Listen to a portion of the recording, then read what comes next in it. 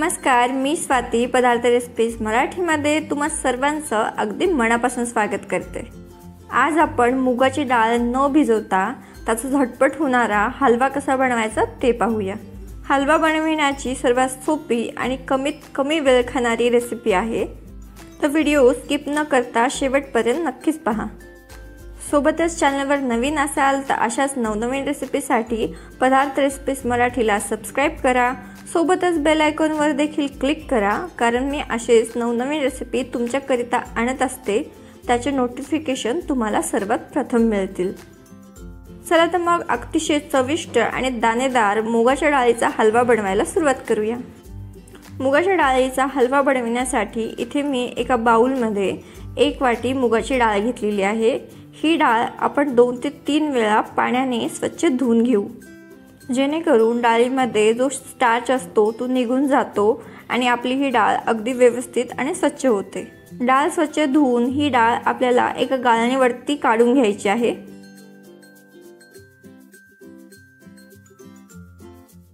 आणि डाळीमधलं आपण पूर्णपणे पाणी काढून घेऊया। डाळीतलं पाणी निथळून झालं की ही डाळ आपल्याला एका रुमालवरती काढून घ्यायची आहे आणि ही डाळ आपल्याला सुकवून घ्यायची आहे। 15 मिनिटे ही डाळ मी उन्हामध्ये छानपैकी सुकवून घेतलेली आहे। ही डाळ आपण एका कढईमध्ये काढून घेऊया आणि मध्यम आचेवर ही डाळ आपल्याला छानपैकी खरपूस अशी भाजून घ्यायची आहे। एक 5 ते 7 मिनिटांमध्ये आपली ही डाळ छानपैकी खरपूस अशी भाजून होते। डाळीचा कलर देखील छान चेंज होतो। आता ही डाळ आपण पूर्णपणे थंड करून घेऊया। डाळ थंड झाल्यावर आपण याला एका मिक्सरच्या भांड्यामध्ये काढून घेऊ आणि मिक्सरला ही डाळ छानपैकी वाटून घेऊया।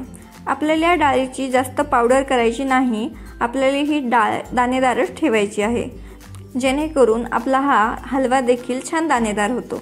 आता एका कढईमध्ये आपल्याला 4 चमचे तूप छानपैकी गरम करून घ्यायचं आहे। 1 वाटी मुगाच्या डाळीचा हलवा बनवण्याकरिता आपल्याला अर्धी वाटी तूप लागणार आहे। तूप छानपैकी गरम करून घेऊ आणि काही ड्रायफ्रूट कट करून यामध्ये घालूया। हे ड्रायफ्रूट आपल्याला तेलामध्ये छानपैकी तळून घ्यायचे आहेत।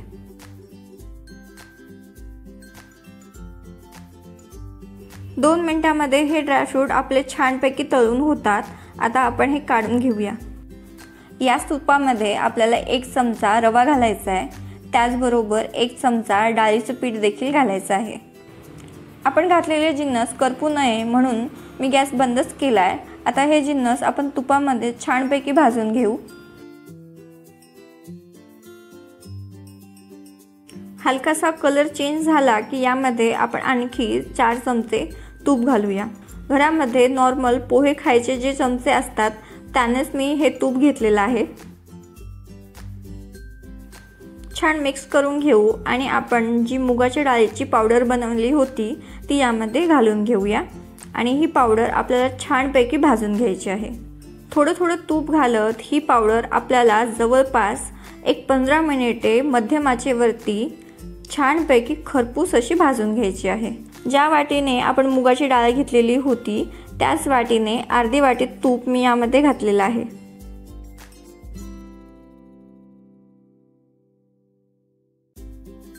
तुपामध्ये ही डाळ मी छानपैकी भाजून घेतलेली आहे। डाळीचा कलर देखील छान चेंज झालेला आहे। आता यामध्ये घालायचे आपल्याला अर्धा वाटी पाणी आणि छानपैकी मिक्स करून घ्यायचे।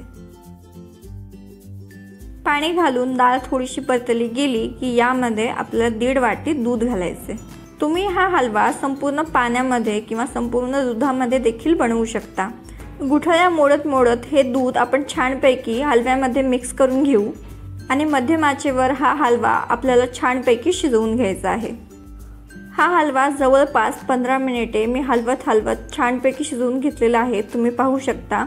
आता या स्टेजवरती आपल्याला 1 वाटी साखर यामध्ये घालायची आहे। साखर तुम्ही आवडीप्रमाणे कमी जास्त करू शकता। एकदा छानपैकी मिक्स करून घेऊ आणि साखर हलव्यामध्ये छानपैकी मेल्ट होऊ देऊ। साखर वितळली गेल्यावर आणखी 5 मिनिटे हा हलवा मी छानपैकी भाजून घेतलेला आहे। इथे मी काही केसरचे धागे दुधामध्ये भिजवत ठेवलेले होते। हे केसरचं दूध आपण या हलव्यामध्ये घालू। या दुधामुळे आपल्या या हलव्याला चव छान येते आणि कलर देखील सुंदर येतो। दूध घालून हा हलवा आणखी 2 मिनिटे आपण परतवून घेऊ आणि सर्वात शेवटी आपण फ्राय केलेले ड्रायफ्रूट यावरती घालूया आणि 2 चमचे वेलची आणि साखरेची पूड घालू। सर्व जिन्नस एकजीव करून घ्यायचे। झाकण लावून फक्त 2च मिनिटे हा हलवा मस्तपैकी वाफवून घेऊ।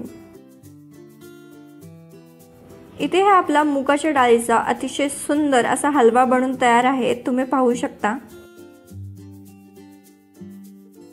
तर हा मुगाच्या डाळीचा अगदी दाणेदार चविष्ट असा हलवा तुम्ही एकदा नक्कीच ट्राय करून बघा आणि कसा झाला कमेंट बॉक्सद्वारे आम्हाला कळवा।